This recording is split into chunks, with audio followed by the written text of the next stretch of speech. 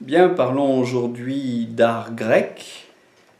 Après cette vidéo que je vous conseille de visionner au préalable sur l'art égyptien, je vous propose aujourd'hui de parler de ce que Gombrich appelle, je cite, la plus grande et la plus étonnante révolution de toute l'histoire de l'art. Donc c'est une page de l'histoire de l'art qui mérite d'être méditée. Avec les Grecs, nous passons du symbolisme de cet art traditionnel égyptien à un réalisme naturaliste.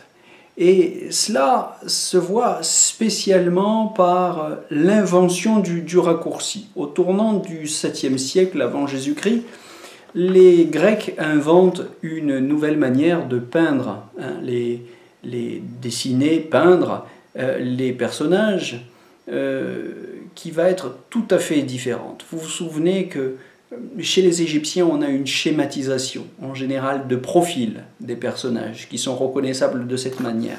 Eh bien, les Grecs n'hésiteront pas, non sans maladresse quelquefois, dans les tâtonnements des débuts, mais finalement avec succès, à peindre et dessiner leurs personnages de face. C'est ce qu'on appelle des raccourcis. Leur but est tout à fait différent des Égyptiens. Leur but, c'est de, je reprendrai une formule stoïcienne pour le dire, vivre en harmonie ou en adéquation, en conformité avec la nature. Homologumenos te fusai zein. Vivre de cette manière, cela implique de regarder la nature et d'apprendre en l'observant ce qu'elle est. Alors, cela veut dire que l'artiste devient poète au sens grec du terme. Poiein, c'est faire, il fait. Il fait quelque chose d'un peu spécial, difficile à définir, mais c'est la raison pour laquelle Aristote, le grand philosophe dont la plupart d'entre vous connaissez au moins le nom, a écrit une poétique. La poétique d'Aristote, ce ne sont pas juste quelques conseils pour faire des poèmes ou de la poésie en prose. C'est une réflexion sur ce que c'est que faire. Se faire, nous dirions créer, mais le mot convient-il vraiment? Que fait l'artiste? Il imite la nature, dit Aristote. Toute cette réflexion de la poétique chez Aristote est une réflexion sur une formule qui revient souvent dans son œuvre et qui sera commentée jusqu'à la nausée, l'idée que l'artiste imite la nature.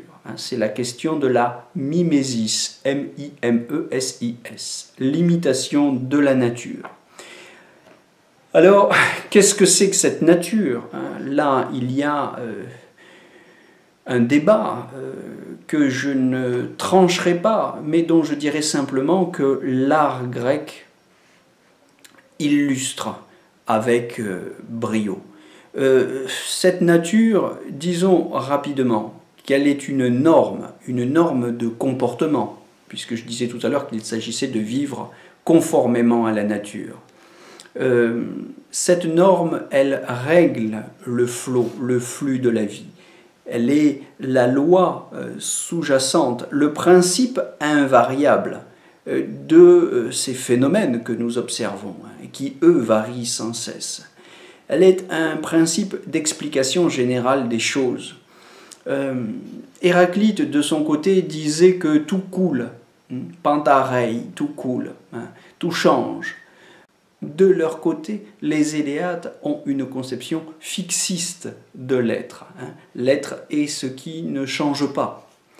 Il est sous le flux, sous le flot perpétuellement changeant des apparences, ce qui ne change pas.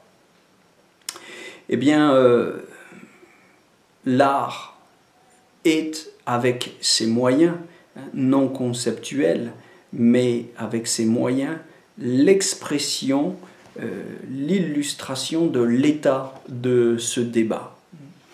Alors l'art n'a toutefois, malgré la question très aiguë, très profonde qu'il pose, il n'a pas le statut élevé auquel on pourrait s'attendre. L'artiste n'a pas en Grèce le statut social que nous connaîtrons aux artistes à partir de la Renaissance, hein, disons à partir de Léonard de Vinci ou Michel-Ange.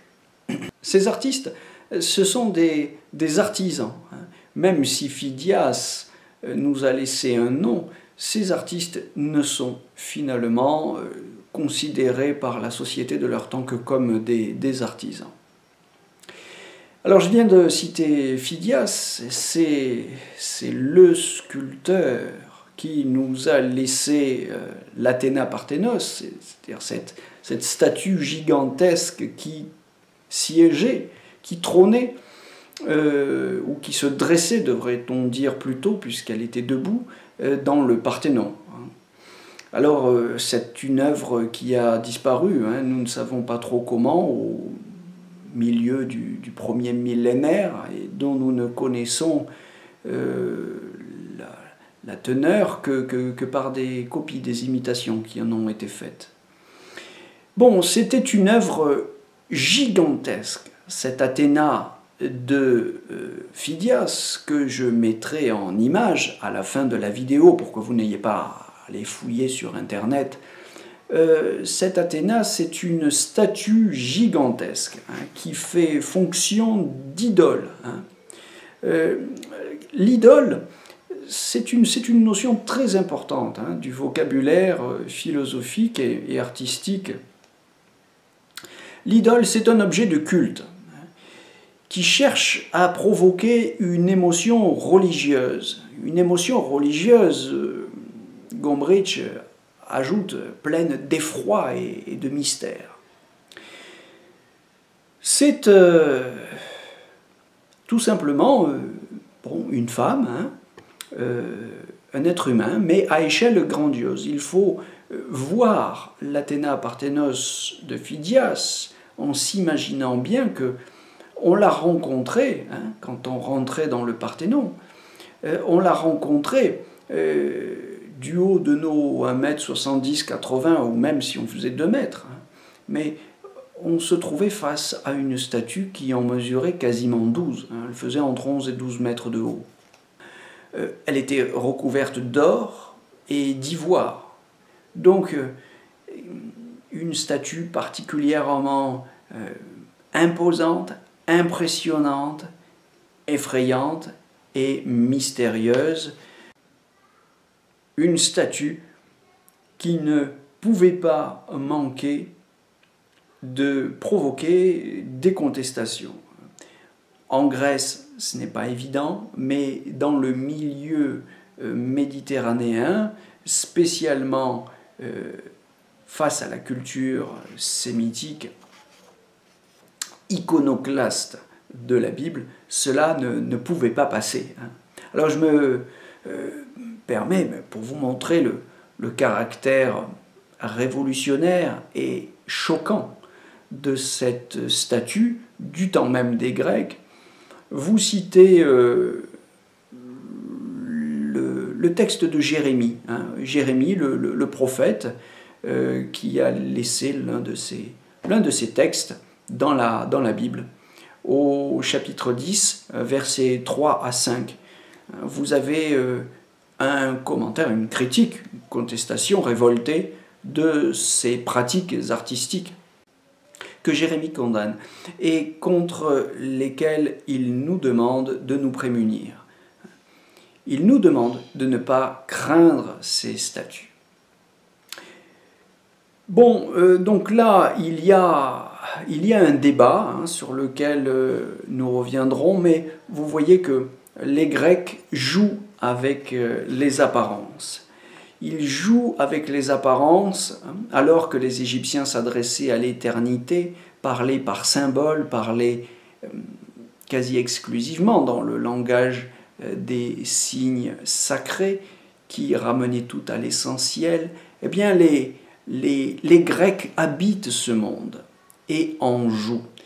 Ils en jouent en exprimant le mouvement, en faisant vivre, que ce soit les peintures ou la statuaire, il s'agit de donner de la vie.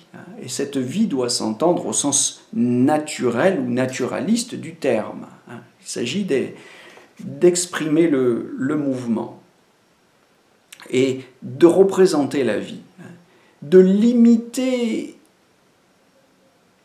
au point que, quand c'est bien fait, la représentation se substitue à la chose même. Je pense par exemple au raisin de Zeuxis, qui était picoré par les oiseaux qui se laissaient prendre à l'illusion. C'est l'art du trompe-l'œil. Les raisins de Zeuxis étaient si bien peints que les oiseaux eux-mêmes se laissaient prendre au piège. Il y a là un jeu qui réjouit profondément les Grecs. Bon, un jeu que vous voyez, Jérémie conteste férocement, mais qui est très intéressant, qui est en tout cas original. C'est cette originalité qu'il faut saisir si on veut comprendre quelque chose à l'art grec.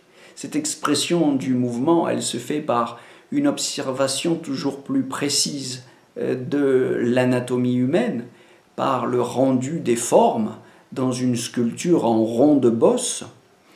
Elle se fait par une attention très particulière au rendu des drapés, au rendu des draperies.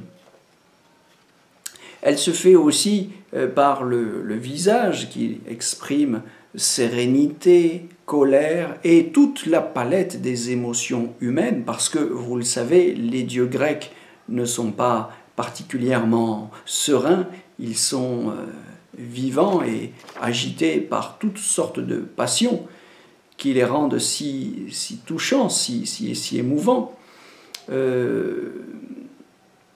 Socrate dit que le sculpteur a pour fonction de représenter les effets de l'âme. La statuaire doit représenter les effets de l'âme. Je crois qu'on pourrait prendre le discobole de Miron comme illustration de ce génie de l'art grec pour l'expression du mouvement.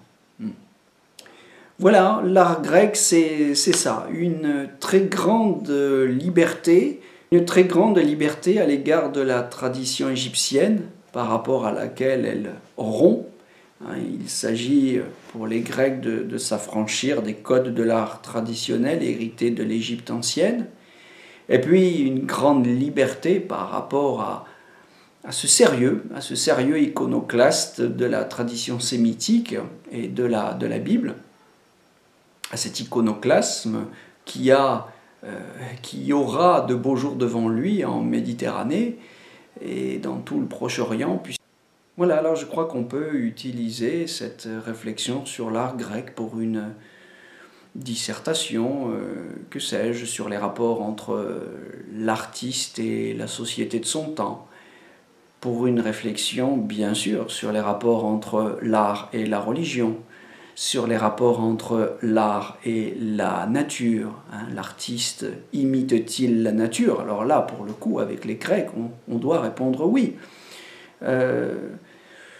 On va pouvoir illustrer concrètement l'idée un peu bateau, un peu générale, selon laquelle l'artiste exprime des sentiments.